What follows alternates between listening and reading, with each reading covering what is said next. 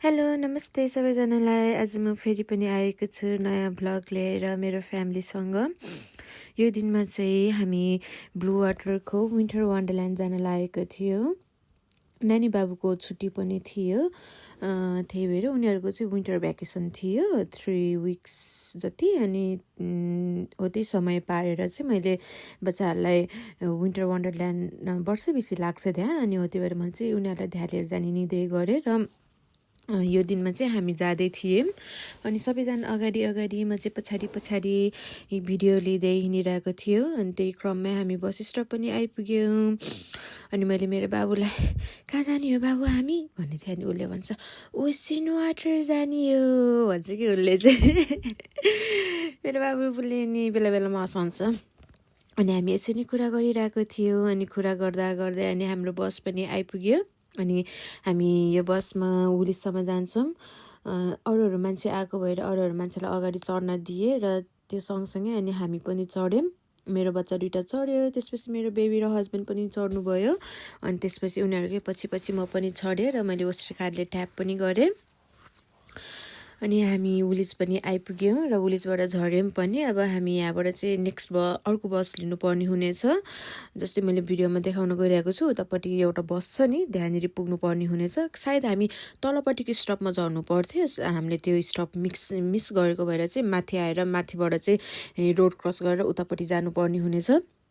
अनि हामी बाटो पनि क्रस गरेर यता आइपुग्यौँ। अनि मेरो बाबुले भन्छ आन्टी हजुरले भिडियो नगर्नु न भन्छ। अनि मैले चाहिँ किन म गर्छु, अनि म तिमीलाई नै देखाउँछु भन्दै अनि मैले क्यामेरा चाहिँ उतिर फोकस गरेको थिएँ। अनि मैले क्यामेरा उतिर फोकस गरेर चाहिँ ऊ चाहिँ डज गरिरहेको थियो कि यस्तो यस्तो गरेर। उसलाई चाहिँ अक्वर्ड फिल भयो अरे कि मैले बाटोमा भिडियो गराउँदाखेरि चाहिँ। अनि हामी चाहिँ अनि बस पनि चढ्यौँ, किनकि हाम्रो बस अलरेडी ड्यू भइसकेको थियो, अलरेडी आएर बसिसकेको थियो। अनि हामी चाहिँ बस मिस हुन्छ भनेर चाहिँ हामी चाहिँ सबैजना भाग्दै बस चढेको थियो। अनि त्यो भाग्ने क्रममा चाहिँ मैले भिडियो चाहिँ लिएन। मेबी म अर्को कुनै नेक्स्ट भिडियोमा लिन्छु होला। त्यो दिनमा चाहिँ अलिकति बस अलरेडी आइसकेको थियो कि, त्यही भएर मैले चाहिँ गर्न पाएन। अनि म चाहिँ मेरो दुइटा बच्चा चाहिँ माथिको डेकमा बस्यो भने चाहिँ म र मेरो हस्बेन्ड अनि सानो बेबी चाहिँ तल नै बस्यौँ, किनकि बगी भएको कारणले गर्दाखेरि चाहिँ म चाहिँ तल नै बसेँ।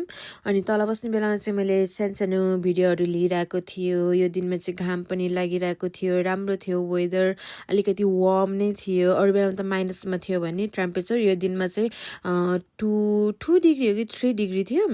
त्यही पनि एकदम वार्म नै थियो, घाम लागेको भएर वार्म थियो, अनि हावा पनि लागेको थिएन। अनि मैले यसरी जाँदा मैले बाटोमा भिडियोहरू पनि लिइरहेको थिएँ। यो मैले भिडियोहरू लिने क्रममा चाहिँ यो चाहिँ मेन चोक हुन्छ नि, नेपालको जस्तो चोक हो त्यस्तो चोकहरू हो।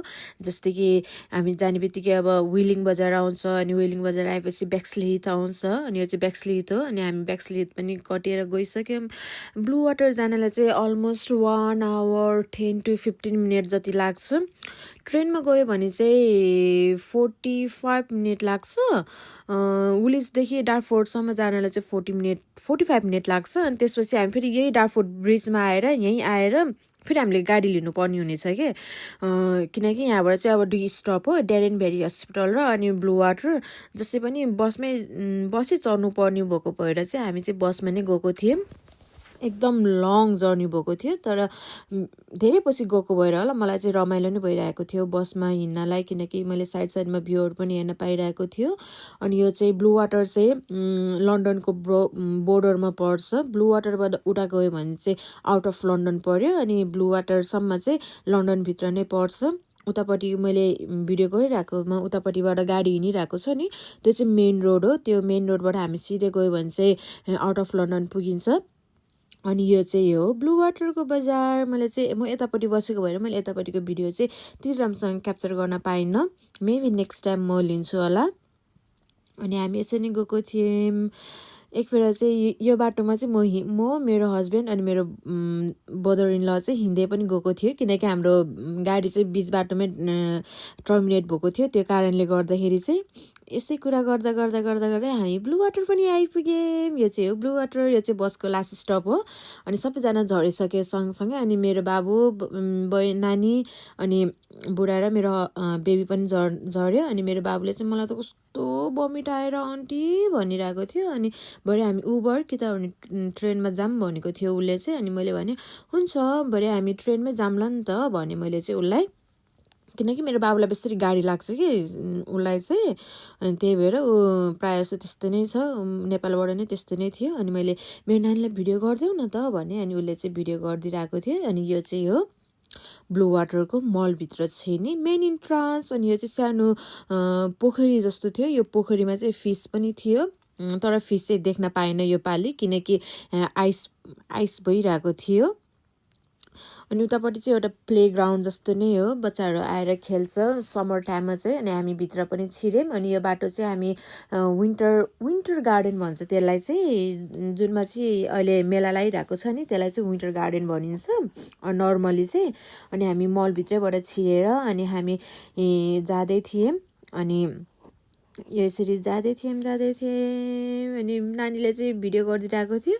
अनि मेरो बाबु र मेरो हस्बेन्डले चाहिँ प्रिन्सेस ट्रिटमेन्ट गरिदिएको थियो मलाई ढोका खोलिदिएर। अनि मैले चाहिँ we are here let's have a fun भनेको थिएँ मैले बाबु र नानीलाई चाहिँ। नानी चाहिँ अलरेडी उसको साथीहरूसँग गइसकेको थियो। अनि बाबुलाई चाहिँ लिएर गएको थिएन नि त हामीले। अनि हो त्यही मैले बाबु नानी दुइटै बोकेर चाहिँ उनीहरूलाई नि रमाइलो हुन्छ भनेर चाहिँ लिएर गएको थिएँ। मैले टिकट चाहिँ मैले अनलाइनबाटै काटिसकेको थियो। यसको टिकट चाहिँ एकजनाको 3 पाउन्ड थियो। अनि भित्रको गेम खेल्ने चाहिँ छुट्टै प्राइस दिनु पर्थ्यो हामीले चाहिँ। अनि उतापट्टि चाहिँ आइस स्केटिङ पनि थियो। आइस स्केटिङको लागि चाहिँ छुट्टै पे गर्नुपर्छ। हामी चाहिँ यतापट्टि जाने भनेर चाहिँ मैले अनलाइनबाट नै बुक गरिगएको थिएँ। अनि यो चाहिँ फोटो खिच्ने एरिया थियो। अनि मेरो हस्बेन्डले चाहिँ यहाँनिर फोटो खिचौँ न भनेको थियो। अनि हामीले थोरै सानो फोटो भिडियोज लिएको थिएँ। अनि हामी चाहिँ यहाँ स्विङ खेल्नलाई पनि रेडी भइसक्यौँ। अनि हामीले पैसा पनि साटिसकेको थियो। अर्कै डिफ्रेन्ट कोइन हुन्छ कि यहाँ चाहिँ खेल्नको लागि।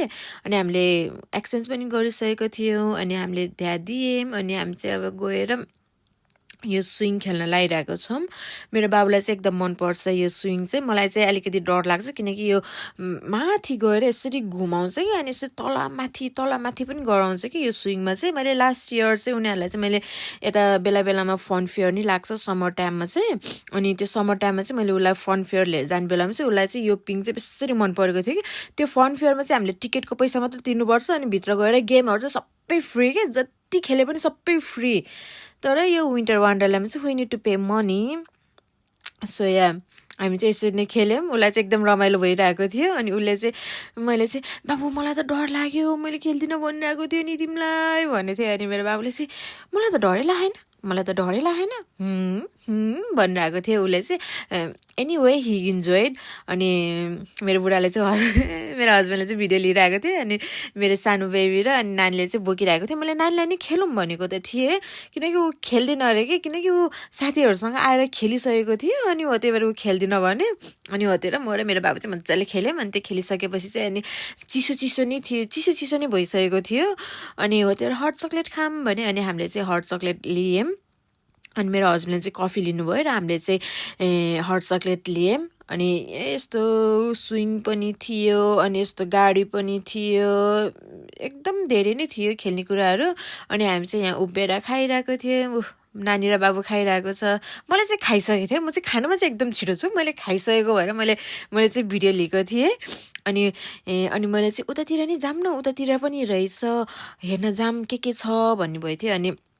अनि ल त नि जाऊँ भने। अनि म चाहिँ अगाडि गएँ। अनि मेरो हस्बेन्डले चाहिँ बेबीलाई घुराइरहनु भएको थियो। त्यही त हो नि त, अब बेबी भएपछि त एकजनाले घुराउनु पऱ्यो, एकजनाले भिडियो लिनु पऱ्यो नि त। अनि हामी यसरी गयौँ। अनि मैले भने कति धेरै खेल्ने कुरा रहेछ भन्छ। अनि मेरो नानी र बाबुले चाहिँ हेर्नु न आन्टी हामी त्यो खेलौँ न, आन्टी त्यो खेलौँ न भनिरहेको थियो। अनि यो खेल्ने भने। अनि यो खेलौँ भने। अनि ओके देन लेट्स प्ले भने होइन। अनि मैले अनि समथिङ कति पाउन्ड तिर्नु परेको थियो हामीले चाहिँ, मैले बिर्सेँ अहिले चाहिँ।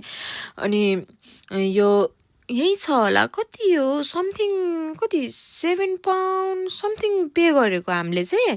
अनि उसको छुट्टै पे अनि उसको छुट्टै पे गरेको हामीले चाहिँ अनि उनले चाहिँ 7वटा पिन दिन्छ अनि त्यो 7वटा पिनले यो 7वटा स्ट्यान्ड भएको मान्छे छ नि त्यसलाई चाहिँ ढलाउनु पर्ने हुन्छ हामीले एक गेम खेल्यो भने सबै 7वटा ढलायो भने सानो सानो गुडिया पाउँछ अनि हामीले 3-4वटा गेम खेलेर अनि सबै जित्यो भने चाहिँ हामीले बिग डल चाहिँ विन गर्थ्यौँ अनि हामी सबैले पालो पालो के अब we are there for the enjoyment so सबैजनाले पालो पालो नै गन चलायो भनौँ न जस्ट इन्जोइङ अनि बाबु र नानीले पनि गर्यो मेरो बाबुले चाहिँ ढलाएको थियो हेर्नुहोस् न एउटा ढलायो अनि हि वाज भेरी एक्साइटेड के वाउ मैले ढलाएँ हेर्नु न भनिरहेको थियो ऊ एकदम एक्साइटेड भएको थियो उसले त्यो ढलाएको भएर अनि मेरो नानीले चाहिँ ढलाउन सकेको थिएन मेरो हस्बेन्ड उसले पनि ट्राई गरिरहेको थियो अनि मैले पनि ट्राई गरेँ अनि हेर्नुहोस् न मैले पनि ढलाएँ के आई वाज ह्याप्पी अनि हामी मेसिनको क्ल गेम पनि खेलेको थियौँ अनि नानीले खेलिसकेको थियो उसले जितेन अनि मेरो बाबुले खेलिरहेको थियो अनि मेरो बाबुले चाहिँ अनि यस्तो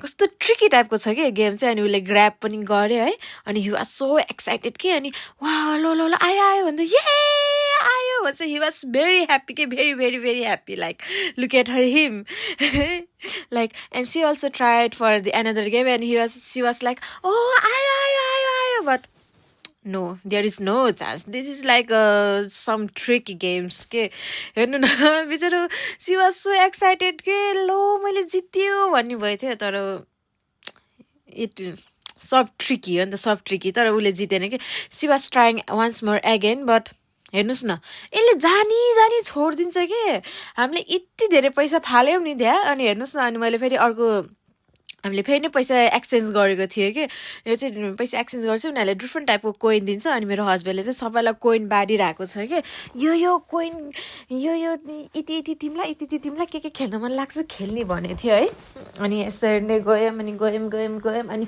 ध्यान दियो अनि मेरो बाबुले चाहिँ यो देख्छ कि यो बक्सिङ र अनि बक्सिङ त भन्छ नि होइन त्यसलाई त्यो बक्सिङ र अनि फुटबल जस्तो गेम थियो कि अनि उसलाई चाहिँ त्यो खेल्न मन लागिरहेको थियो कि अनि उसले चाहिँ अनि म चाहिँ एकछिनमा खेलौँ न यतातिर भ्यू हेरौँ न भनेको मान्दै मानेन ल आन्टी दे खेलौँ भने अनि उसले चाहिँ अनि कति एउटा कोइन हालेपछि चाहिँ अनि त्यो बक्सिङ र अनि फुटबल दुइटै खेल्न पाइन्थ्यो अनि उसले चाहिँ अनि हान्न गइरहेको छ अनि उसले हान्यो पनि अनि बिचरा उसले भन्छ आओस् मेरो खुट्टा कस्तो दुख्यो कति साह्रो यो भन्छ कि उसले चाहिँ अनि नानीले चाहिँ ल नि त अब म चाहिँ बक्सिङ हान्छु है भन्छ अनि उसले चाहिँ हान्न खोज्छ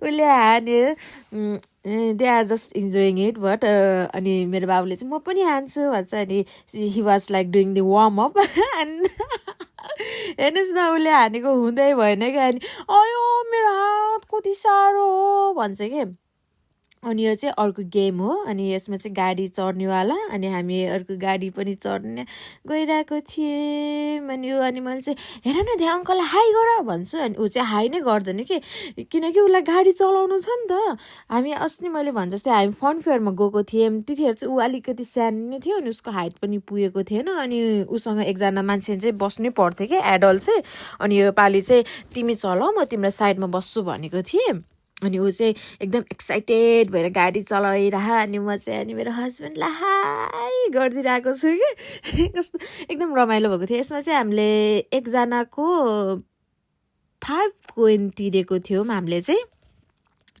एकदम रमाइलो भएको थियो अनि हामीले यो बेसी एकदम लामो बेरसम्म खेल्यौँ होला हामीले मेबी 5 मिनट जति चाहिँ खेलेको थियौँ अनि ऊ चाहिँ एकदम रमाइरहेको थियो किनकि लास्ट इयर चाहिँ उसले चलाउन पाएको थिएन उसको मैले उसलाई टिकट काट्ने बित्तिकै उसले भनेको थियो कि आन्टी के छ यहाँनिर खेल्ने कुराहरू भन्दै थियो अनि मैले उसलाई वेबसाइटबाट देखाइदिइसकेको थिएँ कि यहाँनिर यस्तो यस्तो छ गेमहरू भनेको थियो अनि उसले चाहिँ म त यो पनि खेल्ने हो यो पनि खेल्ने हो ऊ त जाने बित्तिकै यो खेलौँ जाने बित्तिकै ऊ खेलौँ अनि हामी यसरी नै खेलिसक्यौँ अब हामी अन्तिमतिर नि आइपुगिसकेको थियौँ अनि यसरी नै खेल्यौँ एकदम रमाइलो हुन्छ अब हुन्छ नि त अब आफूले नठोकाए पनि एउटा न एउटा आएर डङ ठोकाएको छ अनि मेरो हस्बेन्डले यो ठुलो पिङ पनि खेला भनिरहनु भएको थियो अनि मैले चाहिँ खेलिनँ किनकि मलाई डर लाग्छ नि त त्यही भएर किनकि मलाई एउटा ट्रमा जस्तो नि परेको छ कि नेपालमा हुँदाखेरि त्यो मेला लाग्छ नि त अनि त्यो मेलामा त कस्तो घुमाउँछ नि त